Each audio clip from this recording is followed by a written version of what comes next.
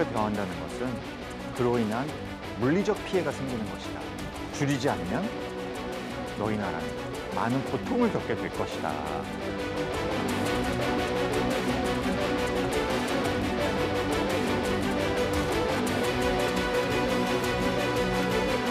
그런데 최근의 모습은 이것보다 훨씬 더 아주 구체적이고 아주 타겟팅을 해서 다가오고 있습니다. 과거 10년 전 같으면 이런 이야기 전혀 안 했거든요.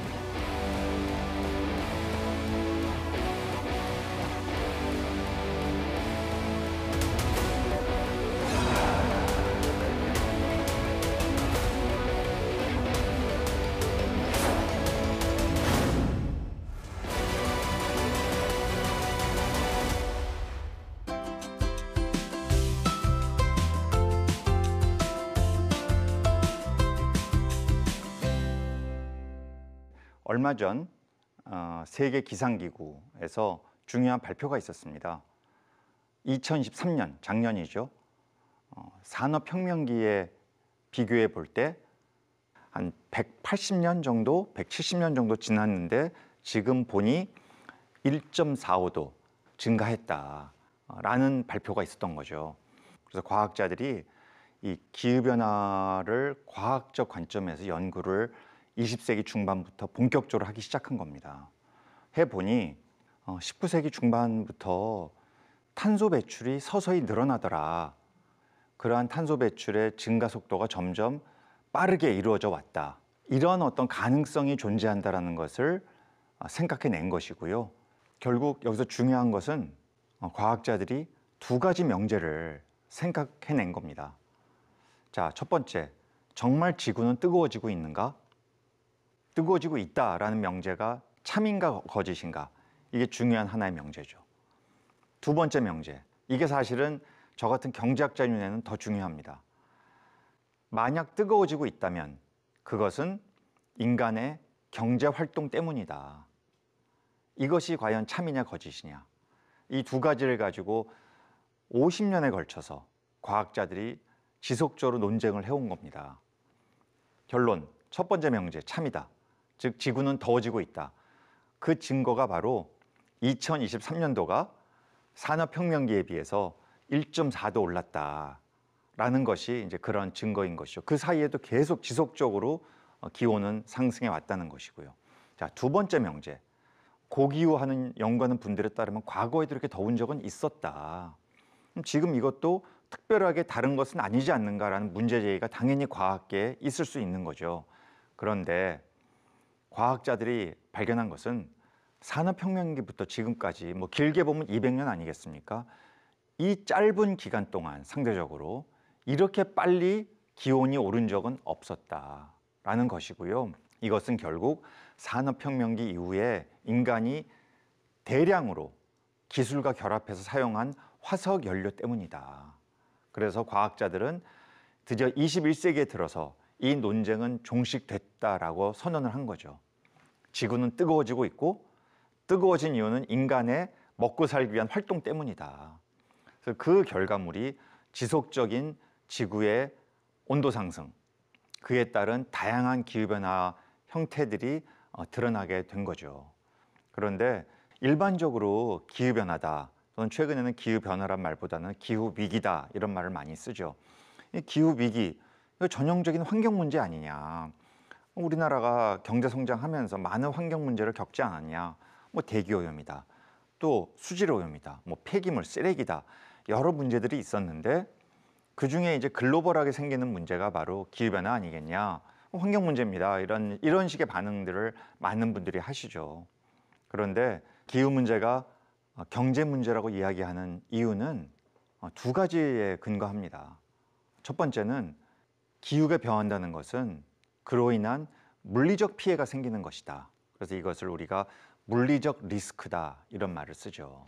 그래서 물리적 리스크라는 것은 바로 날씨가 더워지고 너무 가물고 너무 비가 많이 오고 산불이 나고 이런 것 때문에 인간의 삶이, 인간의 생존이 또는 우리의 경제활동에 부정적인 영향을 미치는 상황이 계속 반복되고 있고 그 피해의 정도가 증폭되고 있다라는 것을 의미하는 것이죠. 2024년 1월 기준으로 미국에는 어마어마한 폭설에, 그리고 과거에는 그렇지 않았던 지역에 엄청난 혹한이, 이런 일들이 지금 미국 대륙에서 벌어지고 있고요. 뭐 2019년 벌써 4년이나 됐네요. 호주에서는 우리나라 남한 면적의 2배의 면적에 산불이 생겨서 6개월 동안 이 산불이 계속됐다고 합니다. 멀리 갈 거 없죠. 대한민국도 마찬가지입니다. 코로나 원년이 2020년 아닙니까? 그 해에 여름에 역대 최장 장마가 동시에 왔어요. 54일간의 장마였습니다. 서울 강남에 비가 그냥 쏟아져 가지고 자동차 2만 대가 넘게 침수당하고 건물에 막 물이 들어오고 이런 일이 있었죠. 또 태풍 흰남노가 2022년 9월에 와서 포항에 우리나라를 대표하는 포스코가 물에 잠기는, 또 어떤 아파트에는 지하 주차장으로 물이 들어가서 거기에 인명피해가 발생하는 이런 일도 있었죠.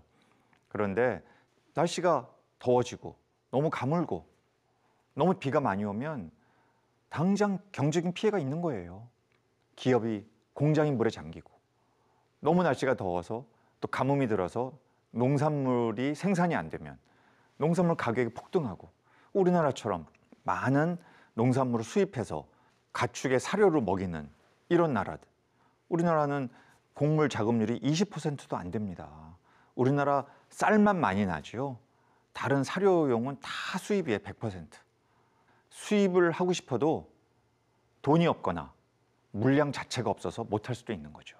그렇게 보면 이 물리적 리스크라고 하는 것은 결국 기후변화의 피해가 이제 먼 나라 이야기가 아니고 미래 이야기도 아니고 바로 우리의 삶에 그대로 다가와 있다. 그렇기 때문에 이런 물리적 리스크에 대응하는 노력이 굉장히 중요하다. 이것이 국가적인 과제로 등장하고 있는 것이죠. 자, 두 번째 리스크. 이것은 우리가 이른바 전환 리스크라고 부르는 거예요. 영어로 이제 트랜지션 리스크라고 부릅니다. 이것은 뭐냐면 이제 인류가 깨달았어요. 과학자들의 오랜 연구를 통해서 이산화탄소를 배출하면 지구 온도가 올라가는구나. 이게 복사열을 차단하는구나. 점점 온도가 계속해서 올라가겠구나. 그리고 누적된 탄소가 지금까지도 영향을 미치는구나. 이걸 다 과학자들이 발견을 해낸 겁니다. 그러다 보니 탄소 배출을 줄이지 않으면 앞으로 이러한 피해는 계속 커지겠다. 그것도 기하급수적으로, 체증적으로 커지겠다. 그러다 보니 어떤 나라들은 상대적으로 이러한 탄소 배출을 저감하려는 노력을 상당히 일찍 시작했고 비교적 성공적이고 효과를 거두고 있는 거죠. 그런데 어떤 나라는, 또 어떤 기업은 잘 못 줄이고 안 줄여왔고, 안 줄여도 괜찮은 줄 알았는데 줄이지 않으면 너희 나라는, 너희 기업은, 너희 산업계는 많은 고통을 겪게 될 것이다 라고 이제 압박 아닌 압박을 하고 있는 형국이 된 겁니다. 탄소 배출을 줄여야 하는데 그 줄이라고 모든 전 세계가, 뭐 국제기구가 A라는 기업이 B라는 기업을 향해서 너희 빨리 줄여라. 이거 못하면 너희 물건 안 사줘. 너희 경제는 글로벌 시장에서 왕따가 되는 거야. 과거 10년 전 같으면 이런 이야기 전혀 안 했거든요. 이게 10년 사이의 변화입니다. 그런 놀라운 흐름으로 빠르게 세계 경제가 이행하고 있다. 그러니 이러한 물리적 리스크와 이 전환 리스크, 이 두 가지에 적극 대응하지 않는 나라, 적극 대응하지 않는 산업계, 적극 대응하지 않는 기업, 그런 경제는 더 이상 이 변화된 글로벌 시장 환경에 적응하고 생존하고 그 시장에서 더 영향력을 발휘할 수 없는 세상으로 가고 있다. 그래서 이 두 가지가 결국 기후 문제는 경제 문제다. 이렇게 말씀드릴 수 있겠습니다.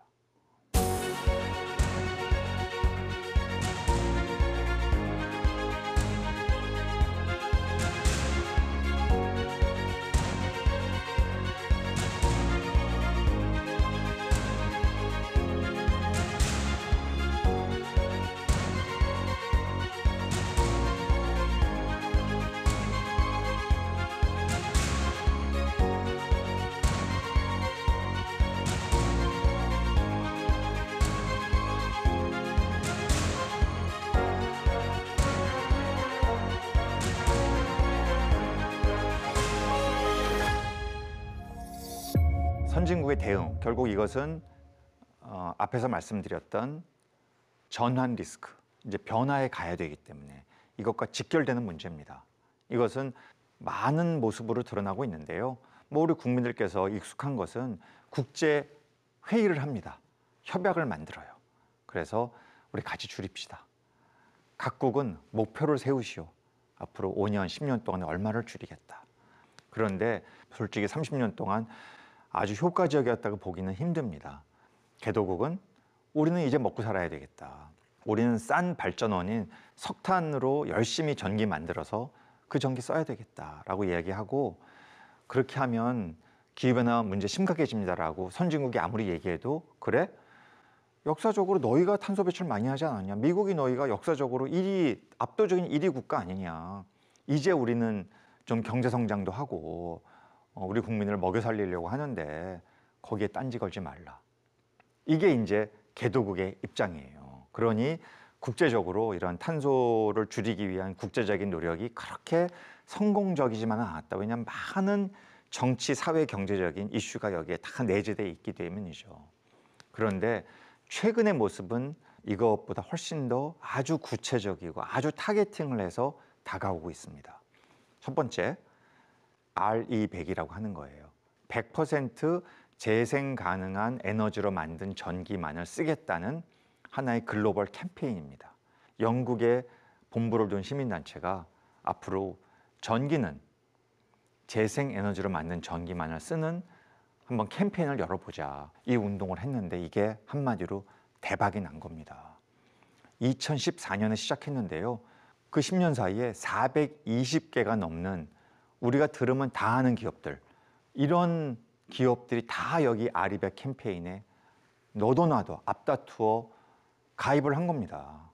여기에 대한민국 기업은 2020년까지만 해도 하나의 기업도 가입하지 않았습니다.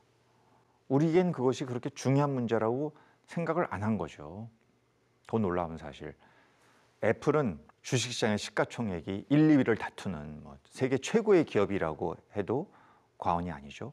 이 기업은 우리나라 기업이 어느 기업도 가입하기 이전에 이미 2018년도에 아리백을 자체 사업장 내에서는 달성했다는 사실이에요. 애플의 목적은 뭐겠어요?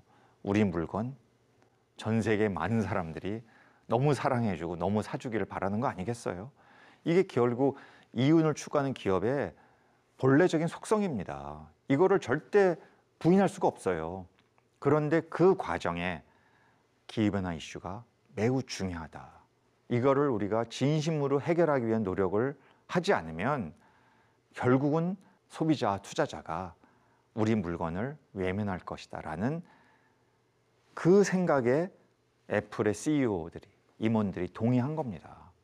대한민국 기업은 느지막이 2020년 코로나 원년에 처음으로 우리나라의 글로벌 기업이 여기에 가입을 했고, 현재 30개 이상의 기업이, 대한민국을 대표하는 어지간한 글로벌 시장에서 경쟁하는 기업들은 이제 다 가입했다고 보시면 돼요. 3년 동안에 일어난 일입니다. 이게 뭘 의미하겠습니까? 이런 게 있었고 이게 너무 이제 우리의 앞으로의 경영에 큰 리스크로 작용하겠구나라는 것을 대한민국 기업이 깨닫게 된 거죠. 왜 깨닫게 됐을까요? 이게 중요한데요. 애플과 같은 앞서가는 기업이 대한민국 기업에게 직접적인 시그널을 보냅니다. 너희 물건 좋기는 한데 알고 봤더니 재생에너지 전혀 안 쓰네. 알고 봤더니 석탄으로 전기 만들어 쓰고 있잖아. 그런 전기를 써서 만든 물건 사기 싫어.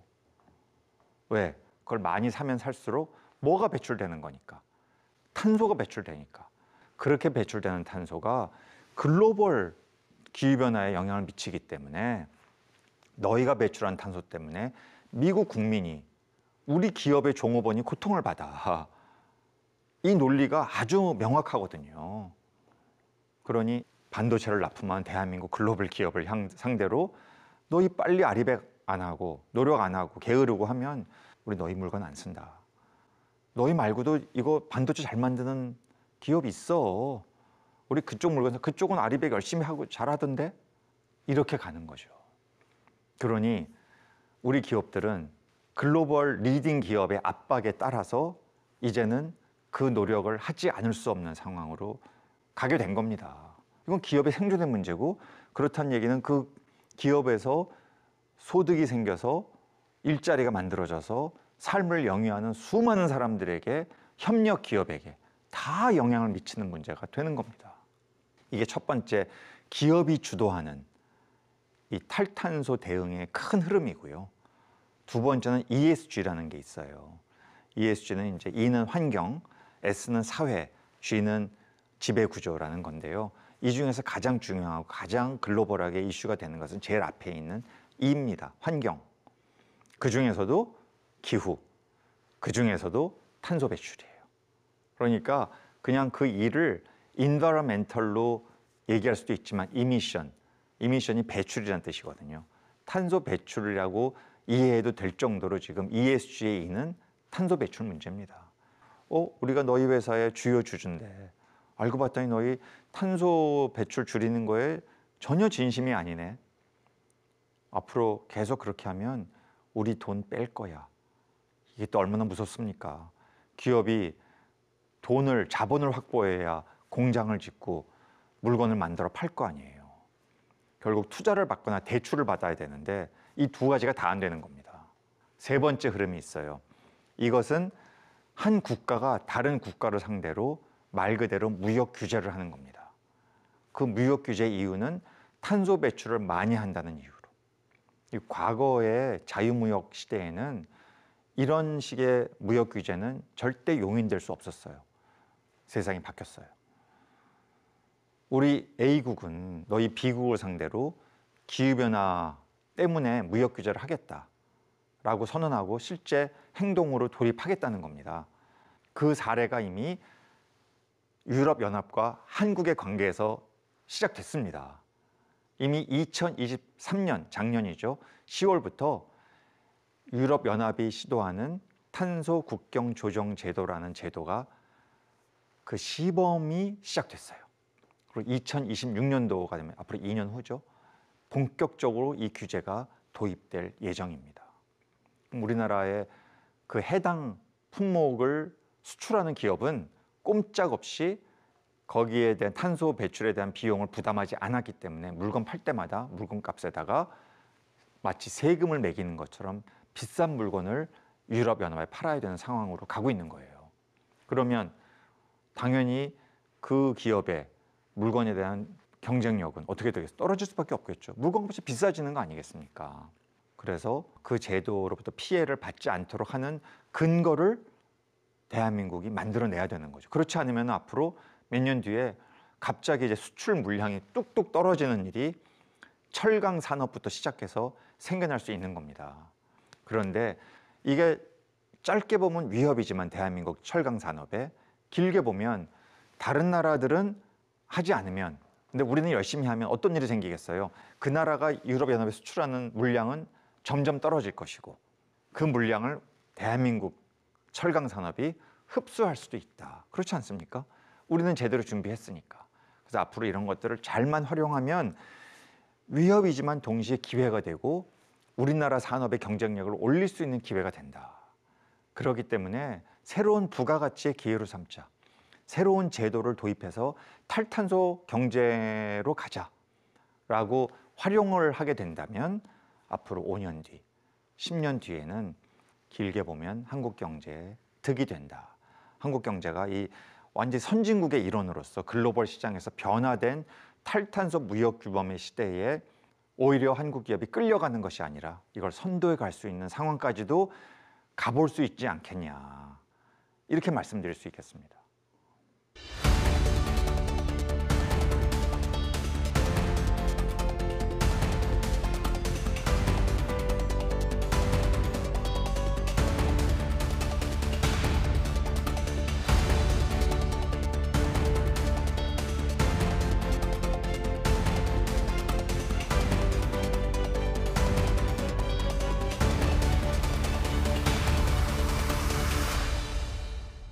사실은 이제 경제학자들은 어떤 생각을 하냐면 정부가 정책을 통해서 경제 주체들의 행동을 바꿀 수 있기를 기대해요.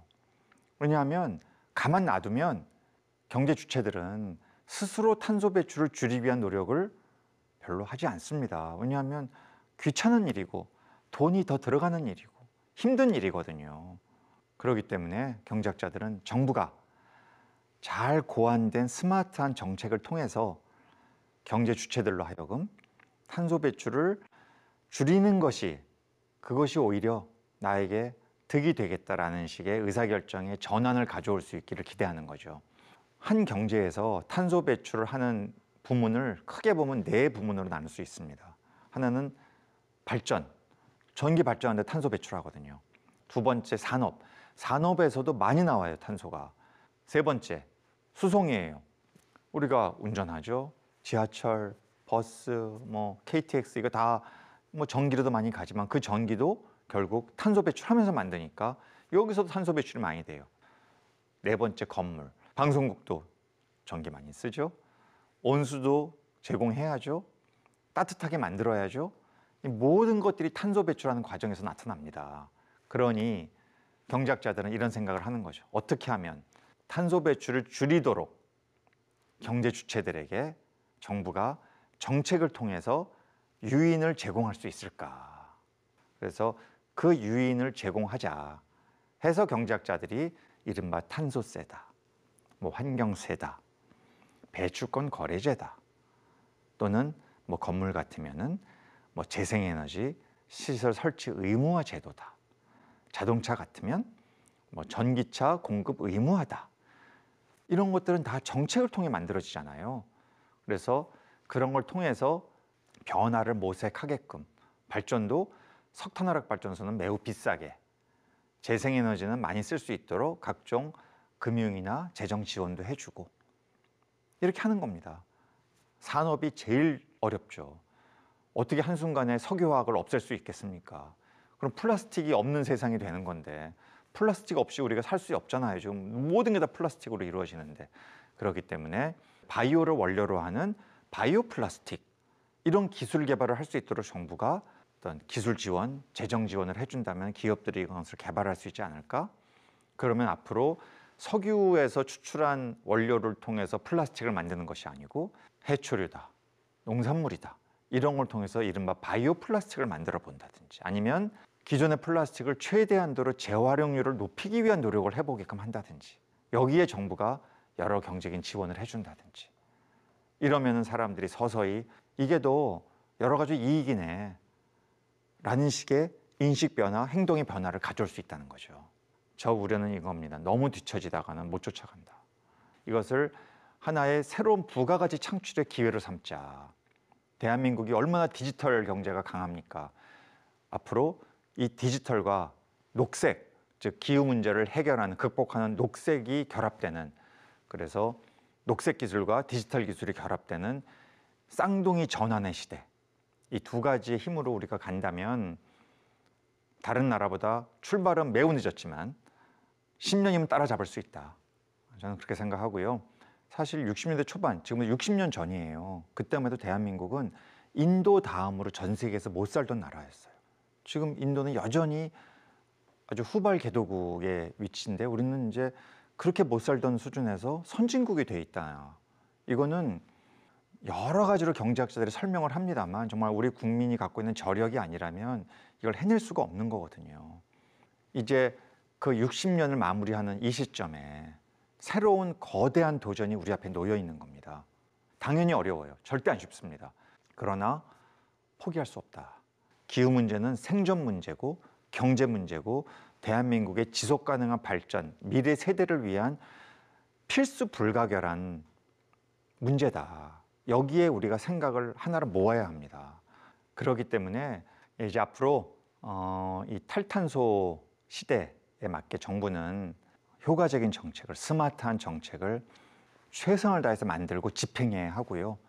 거기에 반응해서 우리 산업계도 탈탄소 경쟁력을 키우겠다라는 일념으로 열심히 기술 개발하고 새로운 공정을 도입하고 혁신적인 경영 능력을 제고하고 이제 기후위기 시대에 새로운 모습으로 대응하는 노력이 굉장히 중요하다. 이 말씀을 꼭 드리고 싶습니다. 감사합니다.